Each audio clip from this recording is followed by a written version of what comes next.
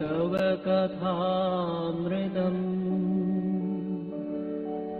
तप्तजीवनम् कविभिरीडितम् कल्मषापहम्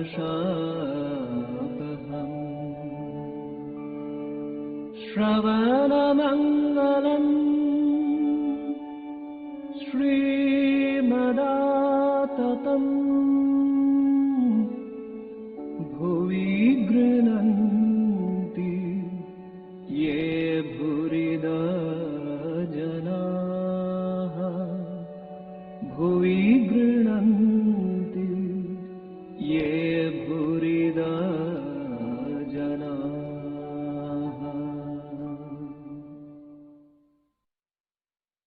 तप्त जीवनम कविभिरीडितं कल्मषापहं श्रवणमंगलं श्रीमदाततं भुवि गृह्णन्ति ये भूरिदा जना.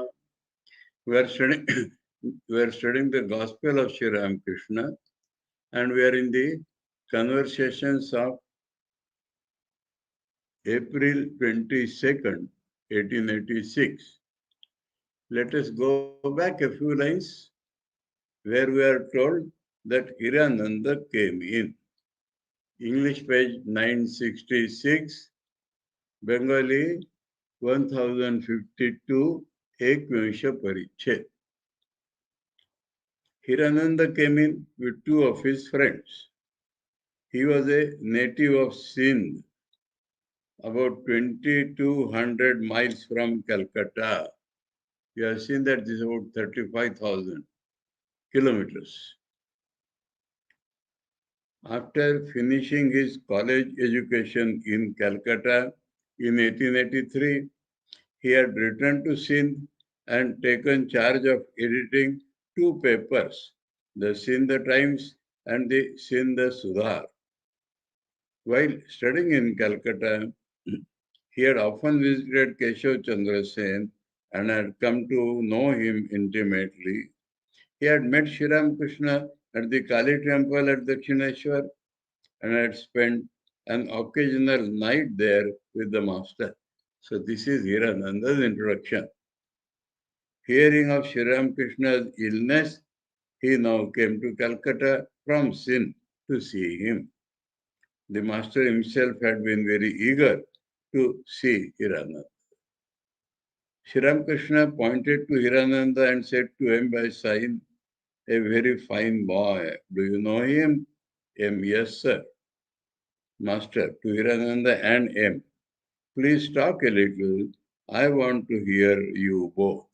So, Thakur is sick, but he wants to listen to conversation between two people, both of them who think of God, so that he will get some approach how they look upon God. And he can enjoy or he can relish any type of conversation about God. So he will listen. When M remained silent, Sri Ramakrishna asked him, "Is Narendra here?" Call him. Narendra entered the room and sat near the master. Master to Narendra and Hirananda, "I want to hear you two talk." Hirananda was silent a few moments and then, after great hesitation, began the conversation. So it is expected that Hirananda starts because he has come. Hirananda to Narendra, "Why does a devotee of God suffer?"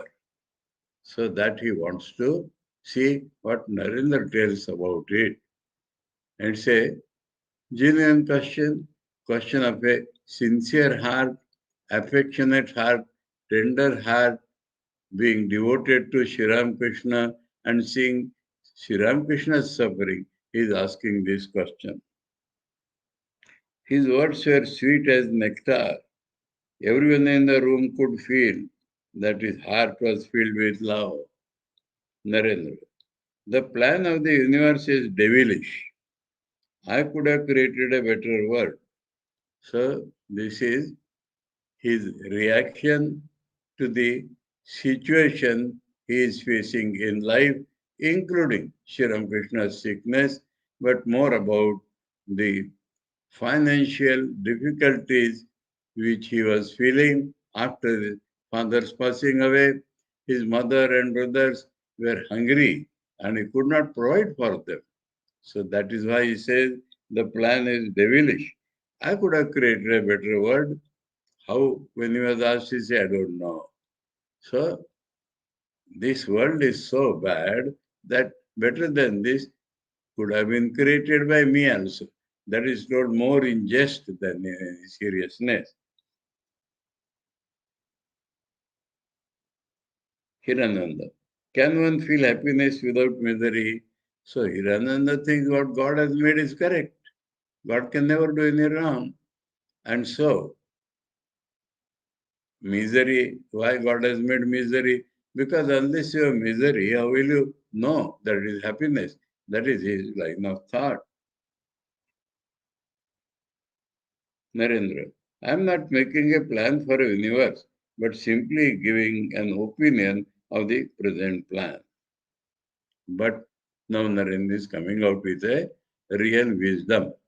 But all these problems are solved if you have faith only in one thing, and that is pantheism. This using the name pantheism. Pantheism means literally everything is God.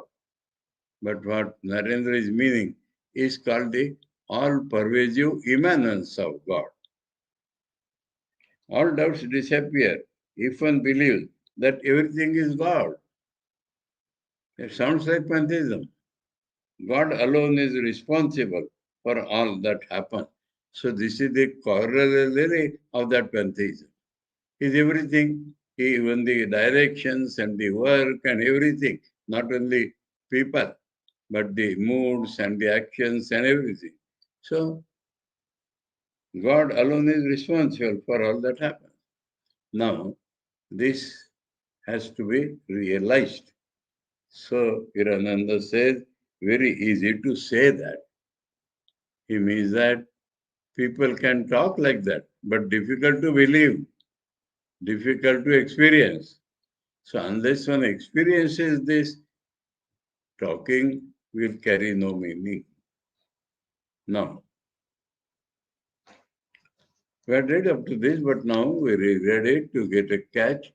Narendra sang Shankara's 6 stanzas on Nirvana.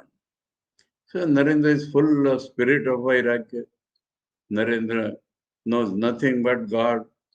And so, on the transcendent level, and he says, let us read the original Sanskrit. Om Mano Buddhi Ahankara Chitta Ninaham Nacha Shrotra Jivve Nacha Grana Netre Nacha Vyoma Bhumir Natejo Navayu Chidananda Rupaha Shivoham Shivoham. I will offer a comment here. Many people like this song because of the last line, Shivananda Rupa Shivoham Shivo. And emotionally they feel, wow, grand. But actually, this line is preceded by 3 lines of negation. If we have negated everything, if you are not this, not this, not this, then only you can say you are Chidananda Rupa Shiva. So that people forget. And that is why I pointed out to you. In every stanza, Nacha Prana Sangyo, Navai Pancha Vayur, Nava Sapta Dhatur, Nava Pancha Kosha, Navakpani Padam, Nachopastapayu, Chidananda Rupa, Shivoham Shivoham, Name Dvesha Ragau, Name Lobha Moho, Mano Naiva Me Naiva, Matsarya Bhava, न धर्मो न चार्थो न कामो न मोक्षा चिदानंद रूपा शिवोहम शिवोहम sticks and न पुण्यम न पापम न सौख्यम न दुखम न मंत्रो न तीर्थम न वेदा न यज्ञ अहम भोजनम नैव भोज्यम न भोक्ता चिदानंद रूपा शिवोहम शिवोहम न मृत्युर्न शंका न मे जाति भेद पिता नैव मे नैव माता न जन्म न बंधुर्न मित्रम गुरुर्नैव शिष्य चिदानंद रूपा शिवोहम शिवोहम अहम निर्विकल्पो निराकार रूपो विभुत्वाच्च सर्वत्र सर्वेन्द्रियाणां न चासंगतं नैव मुक्तिर् न मेव चिदानंद रूपा शिवोहम शिवोहम. We turn to English. Om. Om is there in the beginning, huh? I am neither mind nor intelligence, ego nor chitta, neither ears nor tongue nor the senses of smell and sight. So people are generally identified with all these. So it has to be negated. Nor am I ether, nor am I space, you may say, earth, fire, water, or air. I am pure knowledge and bliss. So what remains is pure knowledge and bliss. I am Shiva, I am Shiva. Shiva means absolute, absolute good or absolute. That is Shiva, Chidananda Rupa, of the form of consciousness and bliss. I am neither the prana nor the five vital breaths, neither the seven elements of the body. They count seven elements of the body, like skin, blood, marrow, bone, flesh, etc.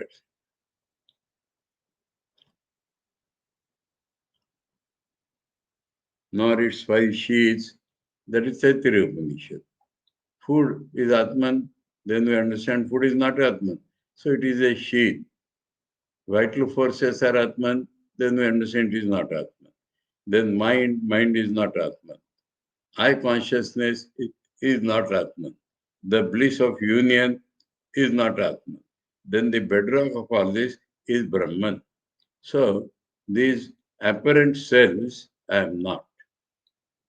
They are called koshas, sheaths, nor its five sheaths, nor hands, nor feet, nor tongue, nor the organs of sex and voiding, ekrita. I am pure knowledge and bliss. I am Shiva. I am Shiva. Neither loathing nor liking have I. So this I do not have the qualities now.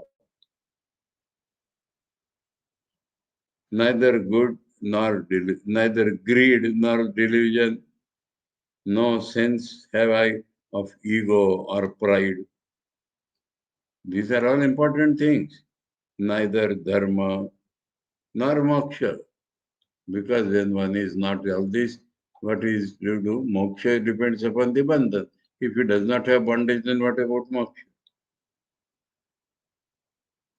Neither desire of the mind, nor object for its desiring, neither the desire nor the object for which desire, nor the mind. I am pure knowledge and bliss. I am fine, Shiva, I am Shiva. Neither right nor wrongdoing am I. So action, I am the doer itself is not there. Neither pleasure nor pain, the effect of actions, nor the mantra, the sacred place, the Vedas, the sacrifice.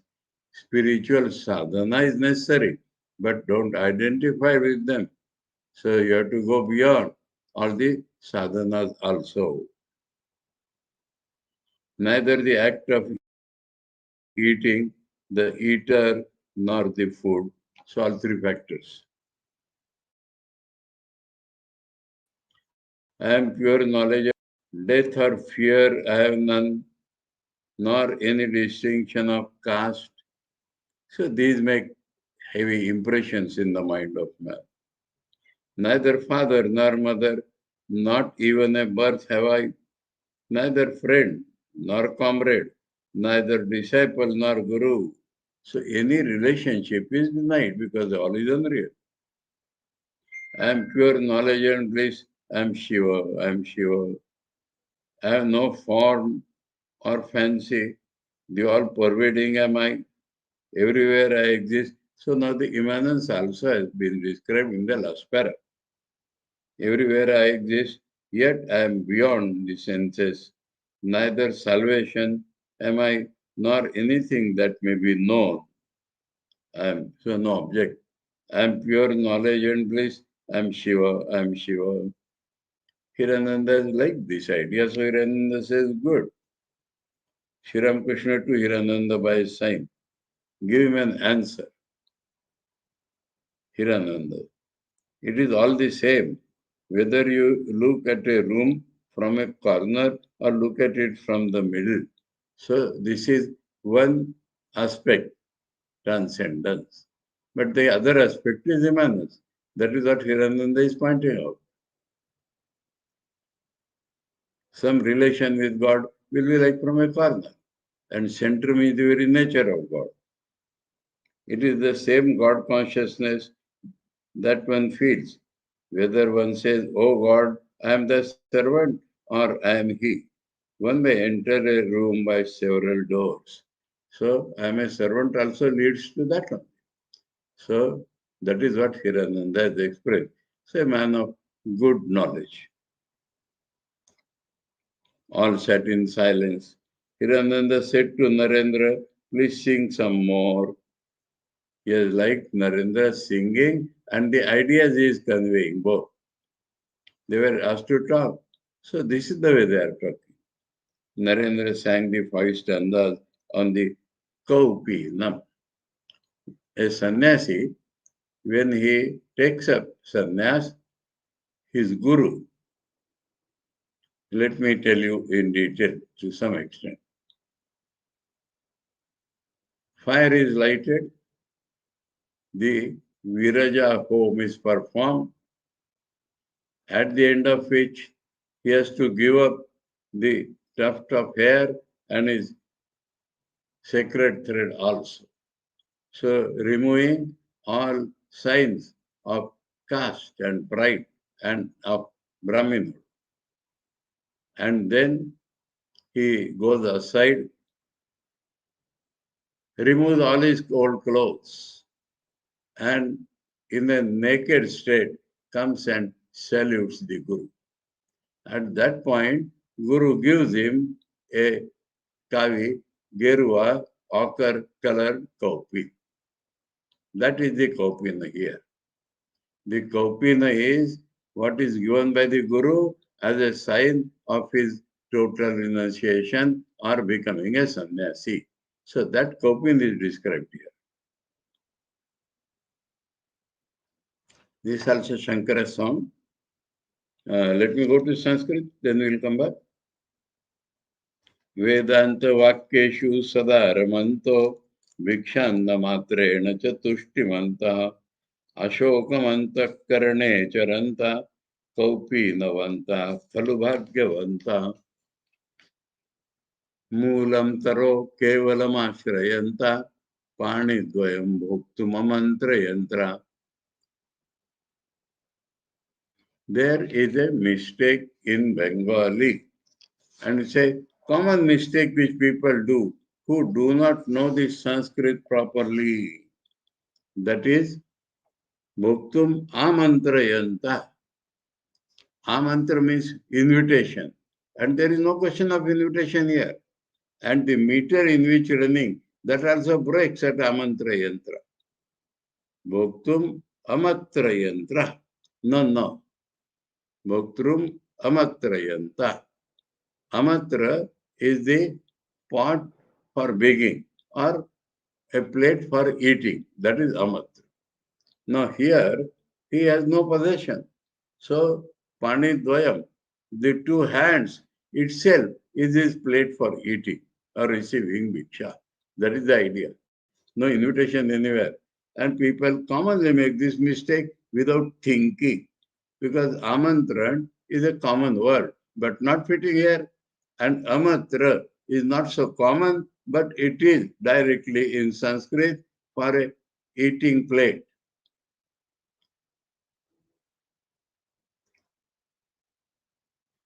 Kanthamiva shrimapi kuntayanta kutsayanta.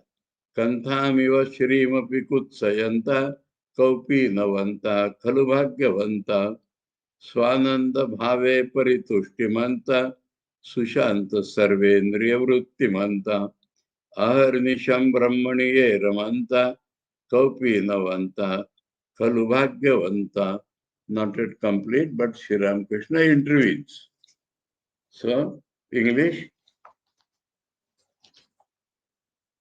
roaming ever in the grove of Vedanta, roaming not on street, but in the grove of Vedanta, ever pleased with his beggar's morsel, ever walking with heart free from sorrow, no sorrow. Blessed indeed is the wearer of the loincloth. This particular loincloth given by the Guru, not any loincloth. Sitting at the foot of a tree for shelter, using the palms of his hands for eating. So here translation is very correct. Using the palms of his hands for eating, wrapped in a garment fine or ugly.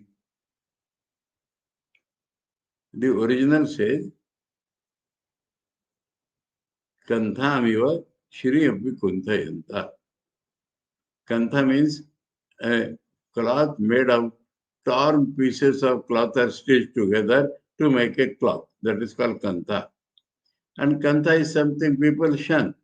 So, like people shun kantha, I am shunning even the richest. That is the meaning. Kanthamiva Shrimapi Kutsayanta.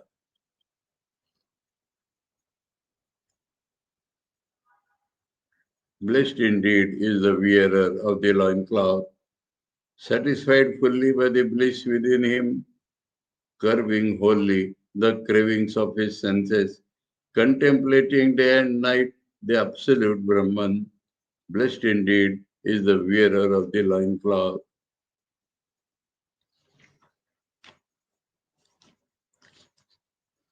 As Sri Ramakrishna heard the line, contemplating day and night the absolute Brahman, he said in a very low voice, Ah, so he has appreciated or liked this very much. Low voice because of his throat. Then by sign, he said to the devotees, this is the characteristics of the yogi. So of all the other ideas, Chakura is like this idea more. Because the positive idea. Narendra finished the hymn. We go back to Sanskrit. Dehadi bhavam parivartayanta swatmanam atmani avalokayanta nantam na madhyam na bahismaranta kaupi navanta khalu bhagyavanta brahmaksharam pavanamuccharanto brahmahamasmiti vibhavayanta Vikshashino dikshu paribramanta kaupi navanta kalubhagyavanta. Meditate, witnessing the changes of mind and body, not but the self within him beholding. So he is beholding only the self, nothing else. Thinking not of outer, of inner, or of middle. So no world at all. No body, no inside body, no outside the body itself. Blessed indeed is the wearer of the loincloth. Chanting Brahman, the word of redemption, Taraka Brahma, the word of redemption. Meditating only on I am Brahman, identity with Brahman. Living on alms and wandering freely. He does not earn to purchase food. So living on alms and wandering freely, blessed indeed is the wearer of the loincloth. Again, Narendra sang another song. Paripurnam Angavihinam Smara Jagannidanam Shrotrasya Shrotram Manaso Manoyat Vachoha Vacham Vagatitam Pranasya Pranam Param Varenyam. So it is made from a lot of Kenopanishad idea, but with some other things introduced. Again, Narendra sang, meditate on Him, the perfect, the embodiment of bliss. Meditate on Him, the formless, the root of the universe, the hearer behind the ear, the thinker behind the mind, the speaker behind the tongue, Himself beyond all words. He is the life of life, the ultimate, the absolute. Master to Narendra. And that one, all that exists are thou. Now here, Thakur wants to give a tell. Everybody has liked this idea of total transcendence.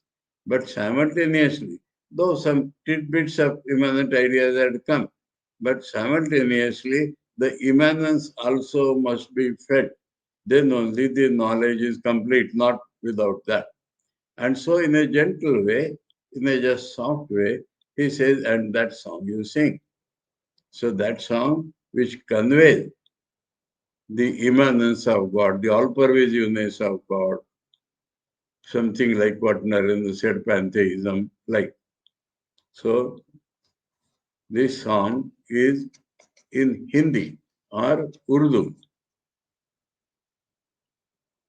This is by a Sufi poet, Jafar.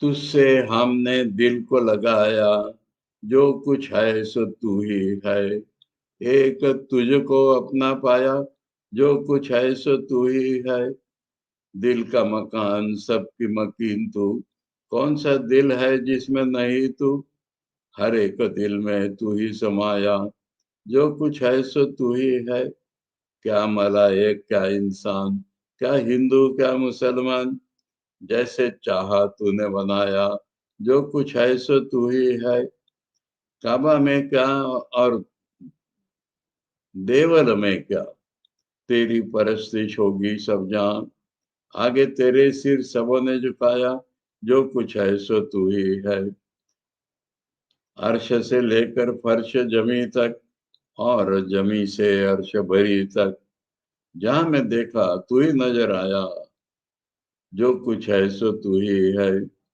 सोचा समझा देखा भाला तू जैसा कोई न ढूंढ निकाला अब ये समझ में जाफर के आया जो कुछ है सो तू ही है The song is simply beautiful. When the sadhu sing it, then you can see the charm. Narendra sang, I have joined my heart to thee. That is the main thing. Huh? All that exists are thou. Thee only have I found, for thou art all that. Thee only I have found as my beloved, for thou art all that exists. O Lord, beloved of my heart, thou art the home of all.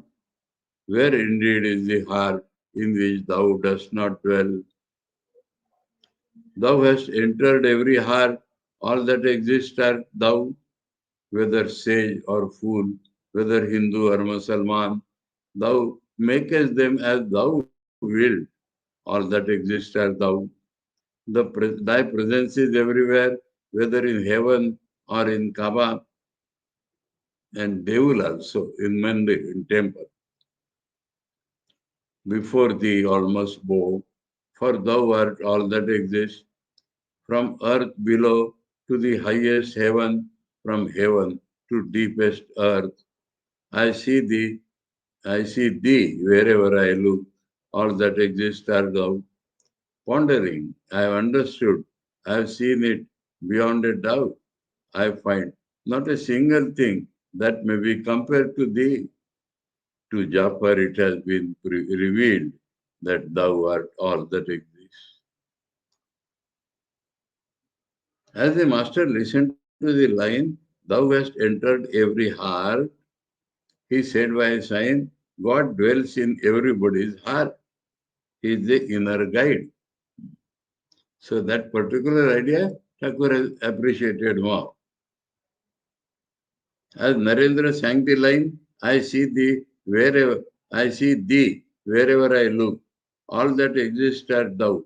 Hirananda said to him, yes, all that exists art thou.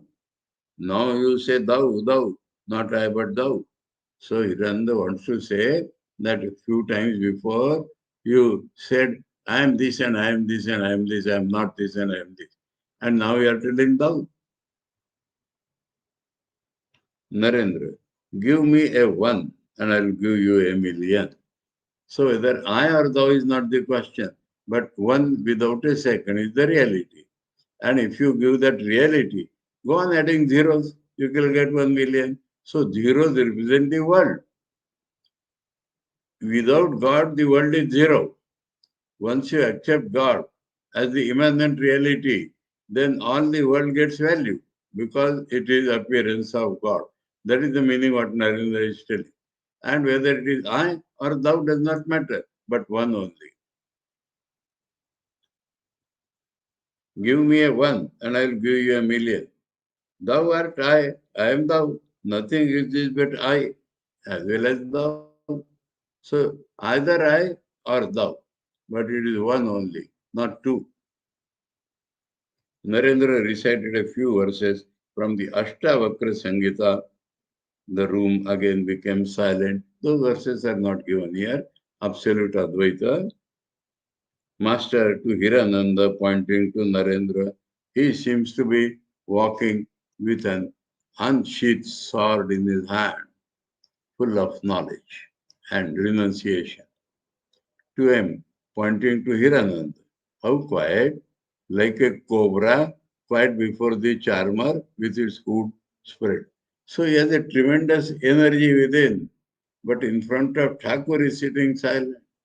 So that he compares with a cobra, but the man who charms him in front of him is silent. So Sri Ramakrishna is telling he appears so silent, but he has also fire within.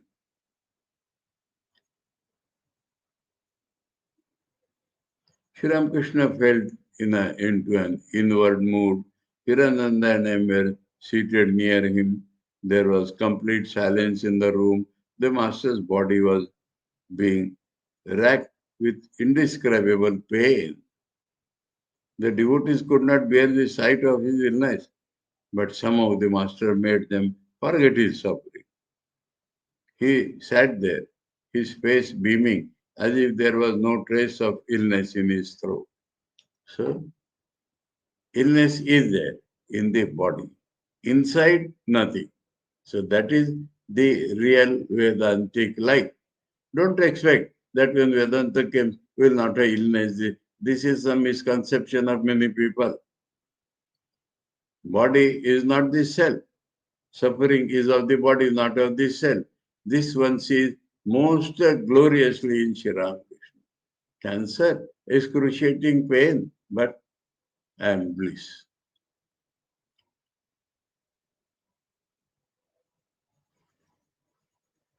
The devotees had placed flowers and garlands before him as their loving offering.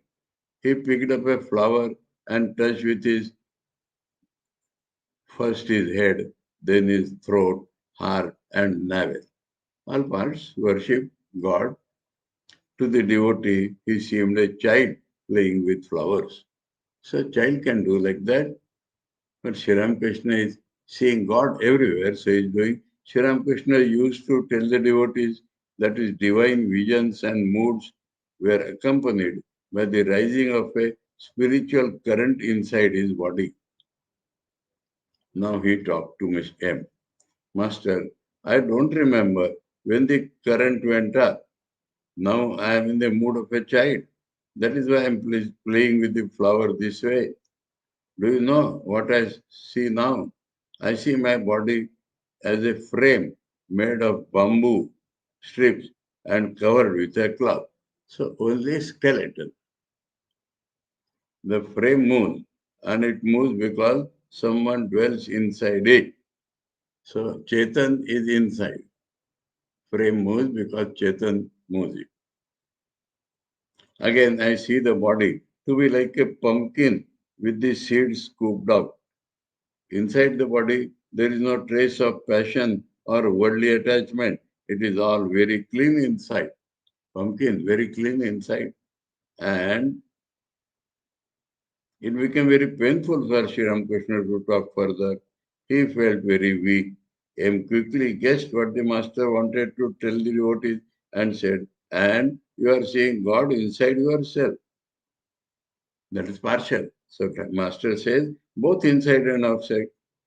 The indivisible Satchidananda, Akhanda, in which there is neither inside nor outside, no break. I see both inside and outside. It has merely assumed the sheath, meaning his body, for a support and exists both inside and outside. It is the body which gives the sense of inside and outside. But as the reality, it is without a break. I clearly perceive this. So it is not a question of language. M and Hirananda listened intently to these words about his exalted state of God consciousness. A few moments later, Sri Ramakrishna looked at them and resumed the conversation. Master, you all seem to me to be my kinsmen. So, Antaranga Sadhaka, inner circle. I do not look on any one of you as a stranger, not separate from me at all. I see you all have so many sheets and the heads are moving. Inside, same Brahman I see. I notice that when my mind is united with God, the suffering of the body is left aside. So, mind united with God, body suffering is gone. Actual, in life, he is demonstrating all this. Now I perceive only this. The indivisible Satchidananda is covered with skin, and the sore in the throat is on one side of it. So, different angles of the spiritual vision. The master again felt silent. A few minutes later, he said, the attributes of matter are superimposed on spirit, and the attributes of spirit are superimposed on matter. That is Vedanta pure. Therefore, when the body is ill, a man says, I am ill. Actually, I, the real nature, is not ill, but the body suffering is superimposed on that. Master just said to, so M told him, when hot water scalds the hand, people say that the water scalds, but the truth is that it is the heat that scalds.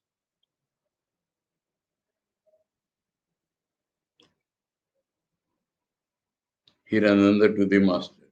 Please tell us why a devotee of God suffers. His first question.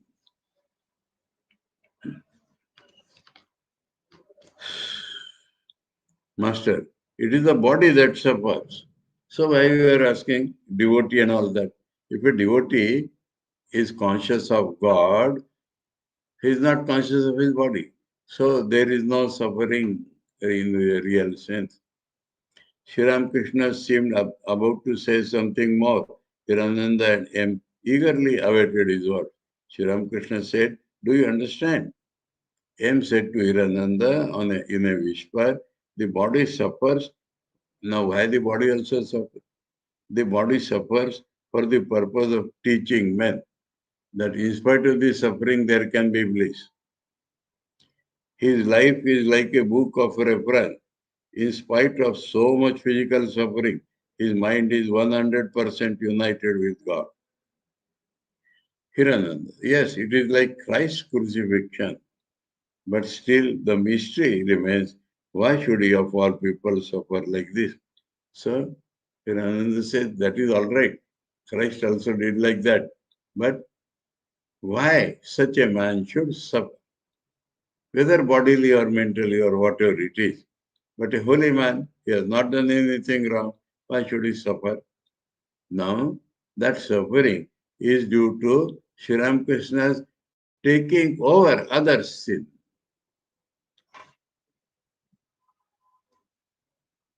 The master says, it is the will of the Divine Mother. So he does not think. This is how she is sporting through his body. The two devotees were talking in whispers. Sri Ramakrishna asked Vivekananda by a sign what M was talking about. Since Vivekananda could not understand this sign, Sri Ramakrishna repeated it. Why? This question he repeated. Vivekananda. He says that your illness is for the teaching of men, master.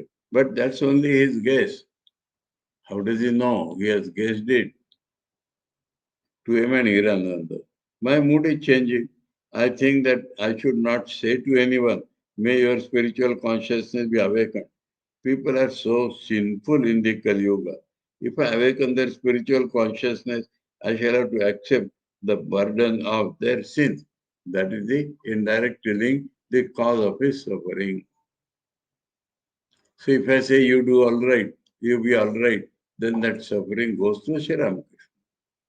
Suffering which was due to that, by Sri Ramakrishna's giving a spiritual awareness, that suffering comes to Sri Ramakrishna.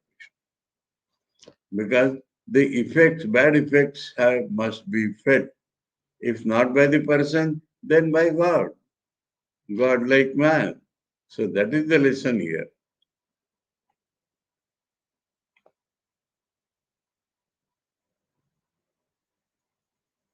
M. to Hirananda. He will not awaken people's spiritual consciousness except at the right time. So he said, I will not do much, but he is still doing. So Master Macha says, he will not do in a general way now. He will do special person when they are ripe, then he will do that. When a person is ready, he will awaken his spiritual consciousness. That brings an end to that day. We move to Friday, April 23, 1886. This is the last conversation recorded in the Gospel.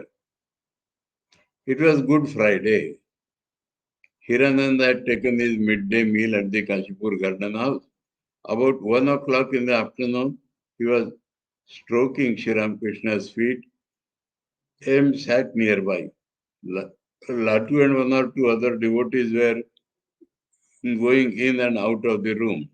It was the master's earnest desire that Hirananda should stay for some time at the Kashipur Garden House and be one with the other devotees.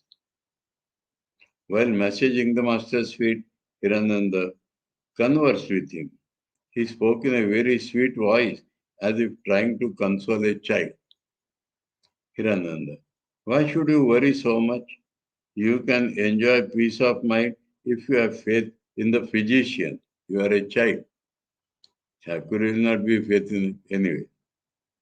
Master to him, how can I have faith in the doctor?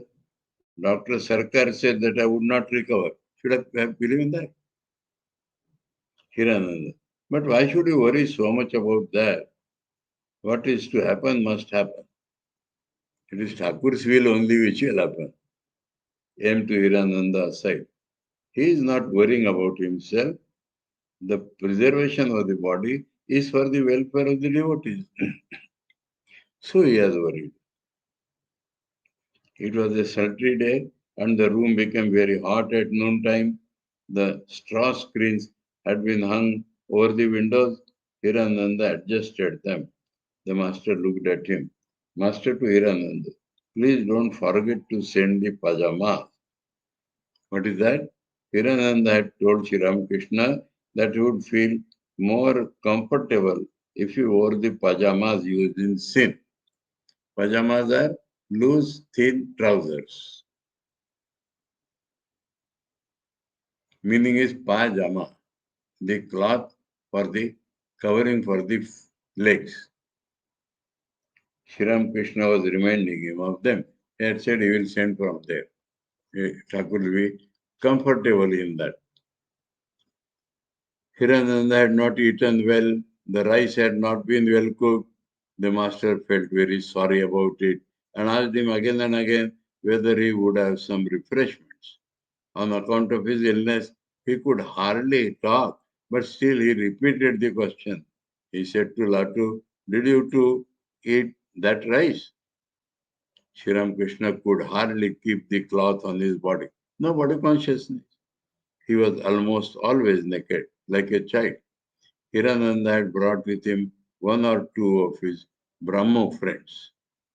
Therefore, every now and then the master pulled the cloth to his waist because those cannot understand and those will feel shame.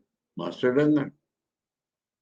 Master to Hirananda, will you take me for an uncivilized person if I don't cover my body with my cloth? Hirananda, what difference does that make with you? You are but a child. So Hirananda understand the childlike nature of the master. May not be like loss of body consciousness. Master pointing to a Brahmo devotee, but he feels that way.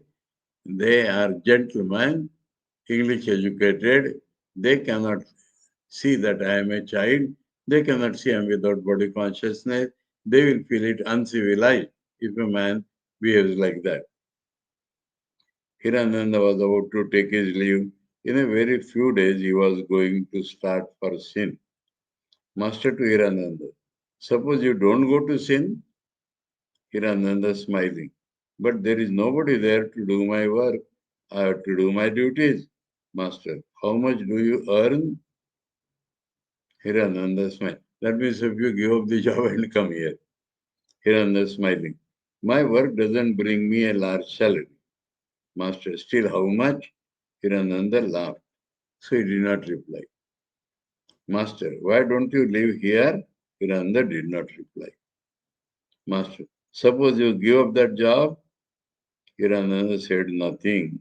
He was ready to take his leave. So Thakur is trying to see whether he can live near Thakur.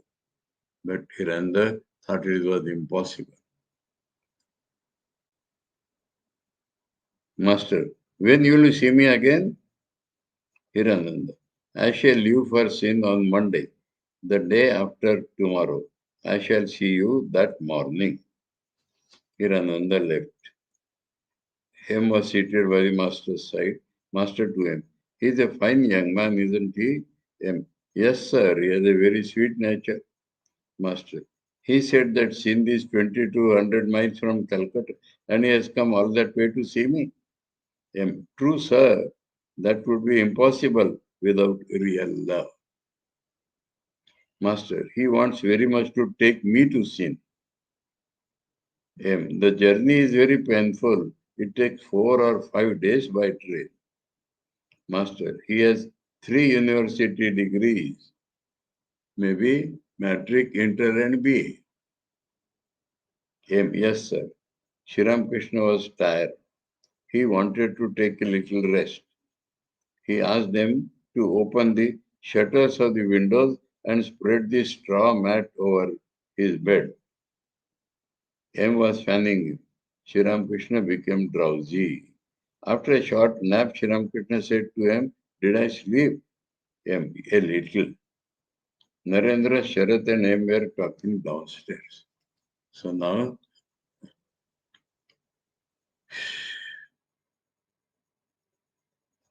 Narendra, how amazing it is. One learns hardly anything through one reads books for many years. How can a man realize God? By practicing sadhana for 2 or 3 days. So even to read books, it takes so much time. And sadhana for 2 3 days. Is it so easy to realize God? To Sharat, you have obtained peace. M2 has obtained it, but I have no peace. He wanted the absolute, that's all. It was afternoon. Many devotees were sitting in the master's room. Narendra, Sharat, Shashi, So morning is over, no? Afternoon. Narendra, Sharat, Shashi, Latu, Nitya Gopal, Girish, Ram, M and Suresh were present. Kedar came in. This was his first visit to Master for some time. He has come after a long time. While staying in Dhaka, in connection with his official duties, he had heard of Sri Ramakrishna's illness. On entering Sri Ramakrishna's room, he took the dust of the Master's feet on his head and then joyously gave it to others. So that is a method. The devotees accepted with bowed heads. As he offered it to Sharat, the latter himself took the dust of Sri Ramakrishna's feet. He did not like to take from others.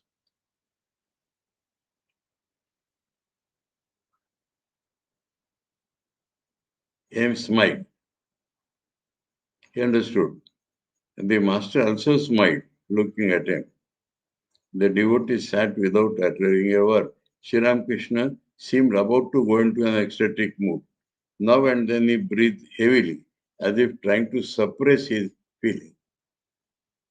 He said to Kedar by a sign, argue with Girish. So he wants devotees to continuously talk. Girish said to Kedar, Sir, I beg your pardon. At first I did not know who you were. That is why I argued with you. But now it is quite different. So once they had argued, but now Girish has understood that Kedar is a man of great devotion and elevated. Sri Ramakrishna smiled. Because they had argued, Sir Thakur wanted them to argue. So Kedar's attention to Narendra and said, he has renounced everything. To the devotees, Kedar once said to Narendra, you may reason and argue now, but in the end, you will roll on the ground chanting Hari's name. To Narendra, take the dust of Kedar's feet because that thing has come out now. Kedar to Narendra, take the dust of his, meaning the master's feet, that will do. Surendra was seated behind the other devotees. So this is all loving, respecting each other among the devotees. Surendra was seated behind the other devotees. The master looked at him with a smile and said to Kedar, how sweet his nature is. Kedar understood the master's hint and went towards Surendra. Surendra was very sensitive. Some of the devotees had been collecting funds from the householder devotees to meet the expenses of the Kashipur garden house. Surendra felt piqued at this. He was bearing most of the expenses himself. And he had never said no. Surendra to Kedar. How can I sit near all these holy people? A few days ago, some of them, referring to Narendra, put on the ochre cloth of the sannyasi and went on a pilgrimage to Buddha Gaya. They wanted to see bigger sadhus there. So he is also big because somebody has gone away from Shiram for whatever purpose. Shiram Krishna was trying to console Surendra. He said, you are right. They are mere children. They don't know what is good. Surendra together. Doesn't our Gurudeva, Thakur, Master, know our inner feelings? He does not care for money. It is our inner attitude that pleases him. Sri Ramakrishna, with a nod of his head, approved Surendra's words. The devotees had brought various food offerings for the master and placed them in front of him. Sri Ramakrishna put a grain on his tongue and gave the plate to Surendra. He asked Surendra to distribute the prasad to the devotees. Surendra went downstairs with the offering. So Surendra, he made center. You distribute. So giving respect, special respect to him because he was feeling picked. Master to Kedar. You had better go downstairs and explain it all to Surendra. See that they don't get into any hot argument. So householders and young people, that argument should not happen. M was fanning Sri Ramakrishna. The master said to him, won't you eat anything? He sent M downstairs to eat from that prasad. It was about dusk. Girish and M were strolling near the small reservoir in the garden. Girish, I understand that you are writing something about the master. Is it true? M. Who told you that? Girish, I have heard about it. Will you give it to me? M. No, I won't part with it unless I feel it is right to do so. I am writing it for myself, not for others. Giri, what do you mean? You won't give it to me? M. You may get it when I die, but actually published after taxes. Because Holy Mother and Swami Vivekananda encouraged me. It was evening. A lamp was lighted in Master's room. Amrita Basu, a Brahma devotee, came in. Sri Ramakrishna had expressed his eagerness to see him. So he is calling all those. M and a few other devotees were there. A garland of jasmine lay in front of the master on a plantain leaf. That is how the flowers are kept to remain fresh. There was perfect silence in the room. A great yogi seemed to be silently communing with God. Every now and then the master lifted the garland a little as if he wanted to put it around his neck. Amrita tenderly, shall I put it around your neck? Sri Ramakrishna accepted the garland. He had because there is God inside.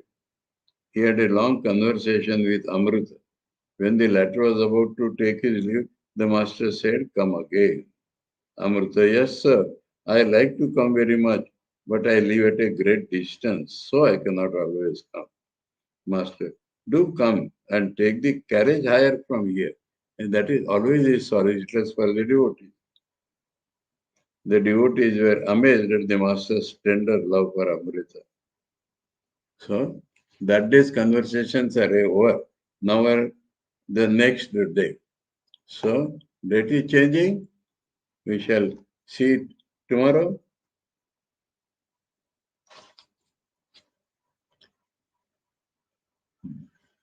Om तव कथामृतं तप्तजीवनं कविभिरीडितं कल्मषापहं श्रवणमङ्गलं श्रीमदाततं भुवि कृणन्ति ये भूरिदा जना ॐ शान्ति शान्ति शान्ति हरिः ॐ तत्सत् श्रीरामकृष्णार्पणमस्तु